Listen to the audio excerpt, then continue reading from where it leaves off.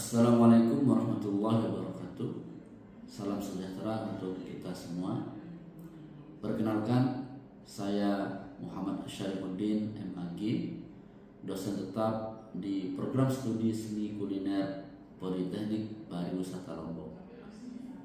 Video ini merupakan dokumentasi pernyataan diri dosen dalam unjuk kerja Tridharma Perguruan Tinggi bidang pengajaran sebagai bagian dari pemenuhan persyaratan sertifikasi dosen tahun 2026. Pada kesempatan ini, saya akan memaparkan salah satu mata kuliah yang saya ampu, yaitu Pengetahuan Agama Islam dengan bobot 2 SKS pada semester genap. Mata kuliah ini dirancang untuk membentuk lulusan yang memiliki sikap religius, etika profesional, dan tanggung jawab dalam praktek kuliner, khususnya terkait jaminan produk halal. Mata kuliah ini membahas nilai-nilai keagamaan, konsep halal haram pada pangan, etika pengolahan makanan, kebersihan dan keamanan pangan, serta penerapan sistem jaminan produk halal dalam industri kuliner. Melalui pembelajaran ini, mahasiswa diharapkan mampu menginternalisasi nilai-nilai agama dan menerapkannya secara nyata dalam proses pemilihan bahan, pengolahan, penyajian, dan pelayanan produk kuliner halal. Dalam proses perkuliahan, saya menerapkan pendekatan pembelajaran yang berpusat pada mahasiswa melalui 3 komponen utama. Yang pertama, penyampaian materi dilakukan secara terstruktur, memanfaatkan media interaktif, studi kasus, dan integrasi teknologi. Yang kedua, interaksi 2 arah dibangun aktif melalui diskusi, tanya jawab, serta pemanfaatan teknologi seperti WhatsApp Group dan Learning Management System Sevima, Siakat ataupun Edlink.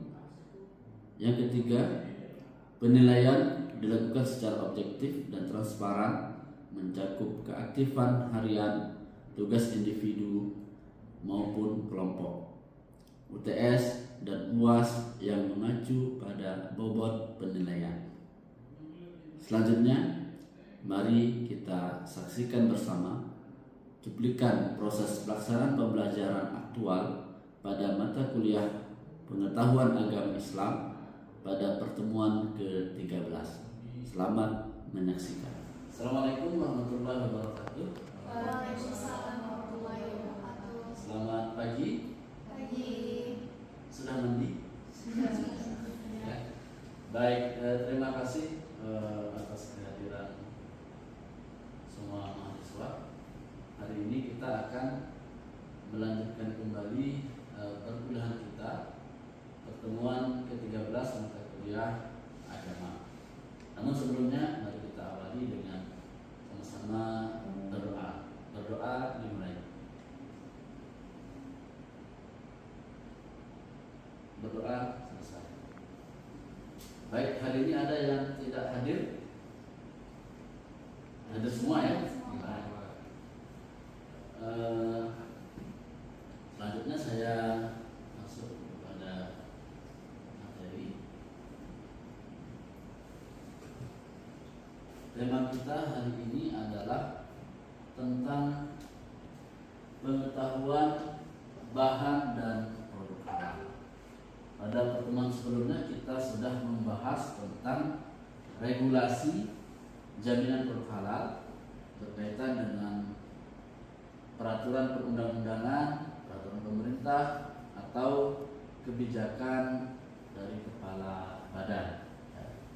Nah, sekarang kita akan membahas kepada materi yang lebih spesifik, yaitu tentang bahan dan produk halal yang merupakan bidang kita atau bidang kalian di program studi seni kuliner. Oke, mengingatkan kembali capaian pembelajaran kita adalah mahasiswa mampu menerapkan etika profesi, prinsip higienis sanitasi, keselamatan dan kesehatan kerja, serta kepatuhan terhadap regulasi dalam seluruh aktivitas produksi dan pelayanan makanan. Ya. Kemudian capaian pembelajaran matematika kita dalam materi ini saya mengambil CPMK 2, yaitu menunjukkan kejujuran dan kepatuhan terhadap aturan serta regulasi yang berlaku. Kemudian capaian pembelajaran yang pertama adalah mahasiswa mampu menjelaskan cakupan bahan dalam pembuatan suatu produk.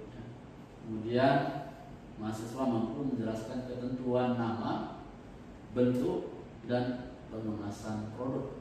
Yang ketiga adalah mahasiswa mampu melakukan penelusuran bahan halal melalui aplikasi ataupun situs web. Yang keempat adalah mampu mendesain produk halal dengan pemilihan bahan yang tepat serta bahan yang sesuai. Baik, untuk materi pembahasan yang pertama adalah tentang bahan. Nah, di sini ada 5 cakupan bahan kaitannya dengan sertifikasi halal. Ya. Mungkin kalau kaitannya dengan jenis ada pembagian lagi. Kaitannya dengan materi tata boga kan ada pembagian-pembagian tersendiri ya. Nah, kelima cakupan bahan ini terdiri dari bahan baku, bahan tambahan, bahan penolong, kemasan produk, bahan penolong, pencucian. Oke, yang pertama bahan baku. Kira-kira dari teman-teman mahasiswa apa yang dimaksud dengan bahan baku?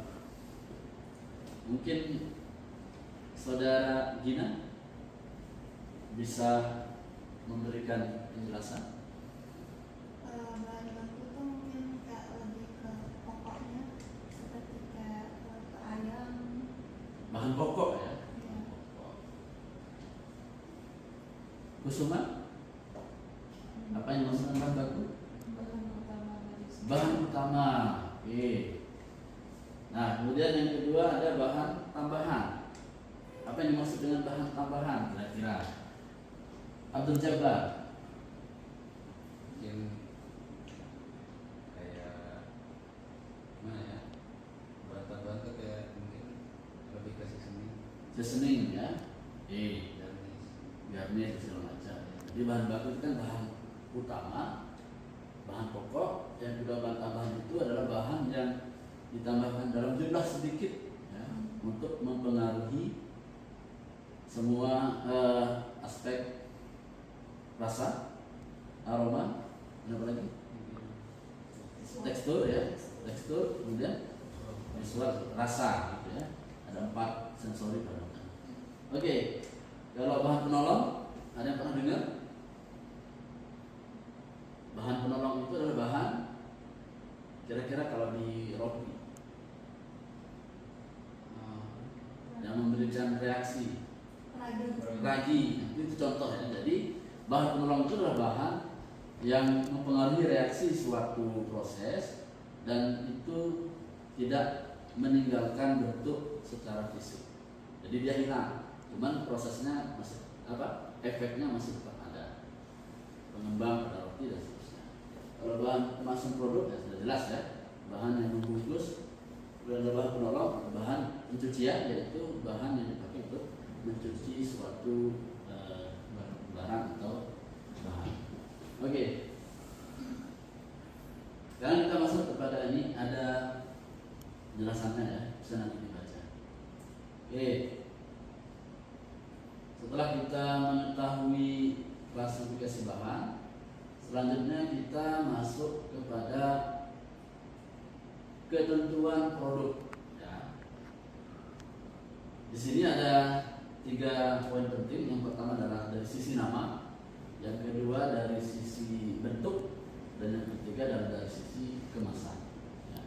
Oke, dari segi nama, yang pertama adalah nama produk tidak mengandung nama minuman keras. Ya. Yang kedua kedua, nama produk tidak mengandung nama babi dan anjing serta turunannya. Yang ketiga, nama produk tidak mengandung nama setan, ya, atau nama negatif lainnya. Yang keempat, tidak mengarah kepada hal-hal yang menimbulkan kekufuran atau kebatilan, atau mengambil nama dari perayaan agama lain, istilah-istilah dalam agama lain. Gitu ya? Sampai di sini paham? Oke. Selanjutnya itu dari sisi nama. Yang kedua, nah sini contohnya ya. Nah, ada mie setan, ya. Terus bakso ngesot dan seterusnya. Nah, ini tidak boleh. Ya. Jadi nama itu adalah apa? Doa, gitu kan? Ya, carilah nama yang terbaik. Oke, selanjutnya adalah ketentuan bentuk. Ya. Bentuk produk itu tidak boleh menyerupai babi dan anjing. Kemudian yang kedua, bentuk produk tidak boleh memakai kemasan yang bersifat erotis, vulgar ataupun porno. Ya. Yang ketiga, tidak menyamai atau tidak mirip dengan produk-produk yang sudah jelas haram dari sisi sensorinya, bentuk, kemudian rasa, aroma, warna. Ya. Misalnya kita mau bikin perasan apel atau jus apel, tapi setelah diolah ternyata dia lebih mirip dengan bir, ya, maka itu tidak boleh, harus dihindari. Oke, itu dari sisi bentuk. Contohnya, nah seperti ini ya. Misalnya nasi kepal, tapi dibikin seperti menyerupai babi, ya. Atau bakso seperti pocong. Ini apa nih? Kuburan. Ya, es krim ya? Es krim apa nih? Es krim yang menyerupai kuburan. Kemudian ada bentuk fisik tangan manusia, ya. Di sini ada kuih, tapi ada berbentuk anjing. Nah, itu tidak boleh, ya. Oke. Yang ketiga adalah bentuk kemasan. Tidak boleh menggunakan kemasan yang terbuat dari bahan tidak halal. Ya. Contohnya misalnya dari kemasan kulit, dari kemasan kulit babi, itu nggak boleh. Ya. Harus mendesain kemasan, ya, dari tanda, simbol, logo, nama dan gambar, tidak menyesatkan atau melanggar syariat Islam. Contohnya seperti ini, ya. Jadi kalau kita mau membuat suatu produk, hindari penggunaan kemasan seperti ini, ya. Botolnya misalnya, botolnya mirip, ini kan identik dengan minuman keras. Walaupun misalnya ini adalah perasan apel misalnya, ya, tapi karena kemasannya memakai botol mirip atau identik dengan bir, maka dia tidak boleh. Yang kedua, atau dengan bentuk seperti ini, wine coffee, walaupun isinya kopi biasa, tapi karena botolnya ini menyerupai atau identik dengan minuman beralkohol, itu juga tidak boleh. Atau seperti ini, ya. Mie, dari segi nama mie bikini, ya. Dari gambar juga lebih mengarah kepada hal-hal yang bersifat porno atau erotis. Oke, sampai di sini paham? Baik. Baik, selanjutnya kita akan mencoba praktik menelusuri bahan halal, ya. Nah, coba teman-teman buka HP-nya masing-masing, lalu cari atau buka web bpjph.halal.go.id. Bisa dibuat.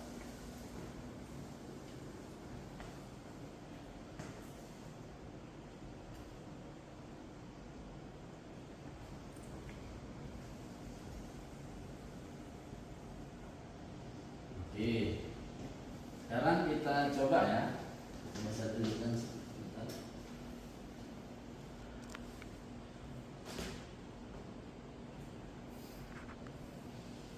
BPJPH. Nah, misalnya kita mau membuat apa ya? Nasi goreng misalnya ya, yang gampang. Nasi goreng itu bahan utamanya apa? Nasi. Terus bahan tambahannya sayur. sayur ya.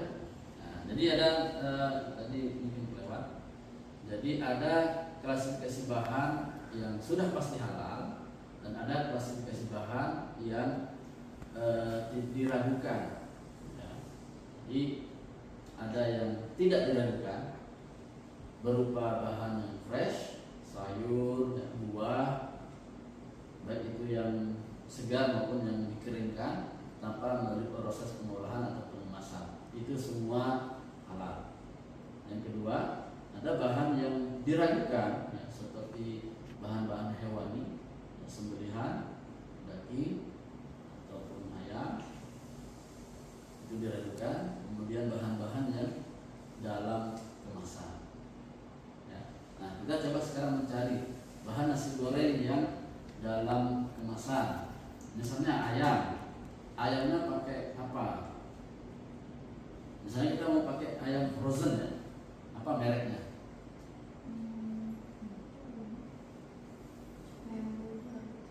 Ayam frozen Fiesta.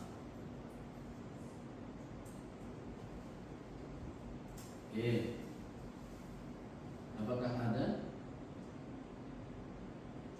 Oh, belum ada ya. Oh, ada ya. Oke. Nanti dia akan muncul kalau memang dia sudah sertifikasi halal. Ya. Akan muncul nih dari nama produknya dan merek, produsennya, sertifikat dan tanggal terbit sertifikatnya. Nah, ini penting supaya kita bisa menentukan bahan yang sesuai sejak awal. Ya. Nah, jadi nanti ketika mau buat nasi goreng, pilihan ayam yang akan digunakan adalah itu. Ya, usahakan pilih ya di antara beberapa merek. Oke, paham ya? Nah, coba sekarang masing-masing dibuka. Bisa? Misalnya bakso ya, bakso. Bakso apa kira-kira? Bakso. Nah, ini bakso ayam.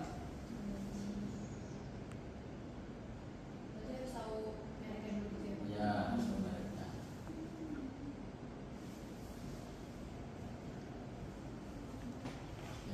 Baik, selanjutnya kita akan masuk pada poin tentang mendesain produk halal. Pada pembahasan ini kita akan bagi kelompok ya. Nanti masing-masing kelompok akan membuat rancangan tentang produk yang akan dibuat. Sebelumnya saya contohkan terlebih dahulu.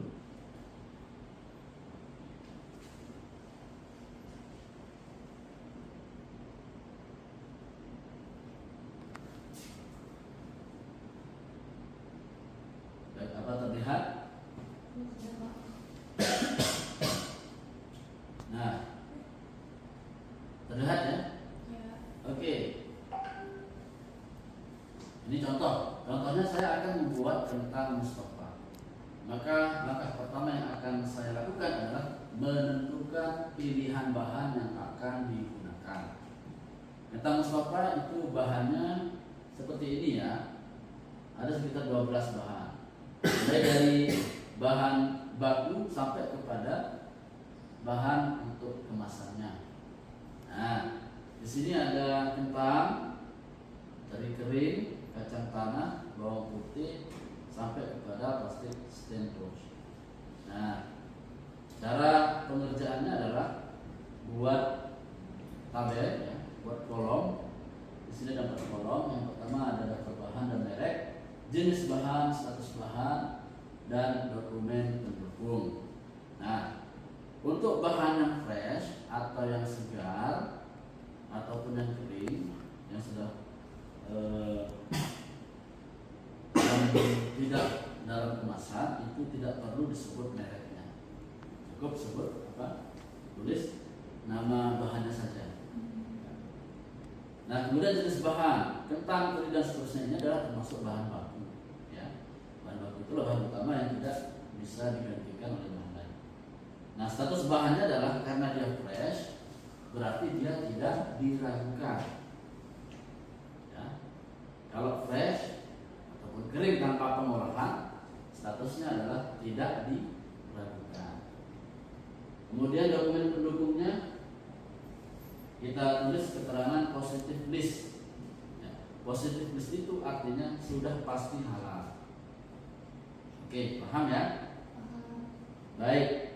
Kemudian bagi bahan atau untuk bahan yang dalam kemasan bermerek itu statusnya adalah diragukan ya, karena melalui proses pengolahan. Nah, kalau diragukan, dokumen pendukung yang dicantumkan adalah sertifikat halal. Oke, paham ya? Nah, kemudian kita coba lihat lagi. Jadi kentang Mustafa ini bahannya ada 12. Yang nomor 1 sampai 6 ini adalah bahan fresh. Jadi dia tidak diragukan. Keterangannya adalah positif list. Nah, kemudian garam, karena garamnya ini garam dalam kemasan, itu statusnya diragukan, ya. Dan dokumen pendukungnya adalah sertifikat halal. Kemudian ada penyedap rasa, ya, saya pilih Royco, ya. Dia adalah bahan tambahan, statusnya diragukan, dengan dokumen pendukung adalah sertifikat halal. Kemudian ada minyak goreng, saya pilih Bimoni, ya. Sabun cuci saya pilih Sunlight. Kemudian plastik stain pouch ini tidak ada merek, ya, tidak ada merek. Nah, jadi dari ke-12 bahan ini yang wajib kita pilih, ya, yang wajib bersertifikat halal itu ada berapa jadinya? Ada 5, ya. Yang pertama ada garam, yang kedua ada penyedap rasa, yang ketiga minyak goreng, yang keempat sabun cuci, dan yang kelima adalah bahan kemasan. Yang lainnya itu tidak perlu mencari yang berbeda karena dia fresh. Kentang kan dijual kiloan, tidak diragukan lagi karena dia bahan tumbuhan dan segar, bukan bahan olahan. Oke, sambil sini paham ya?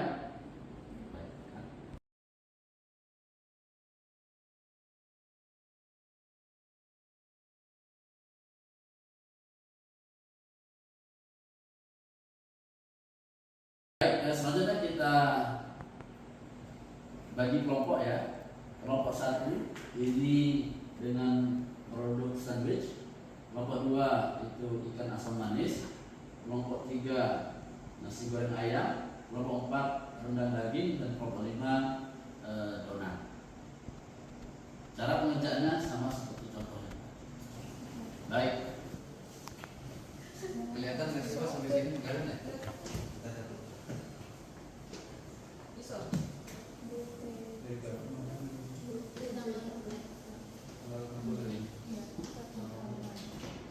Ini satu roti, ya. Ada rotinya di sini, satu roti.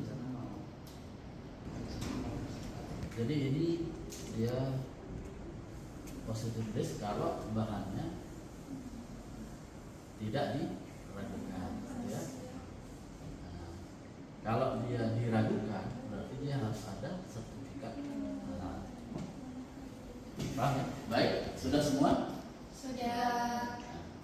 Untuk kelompok 1 saya persilakan untuk mempresentasikan hasil kerja komponen yang diwakili oleh Gina.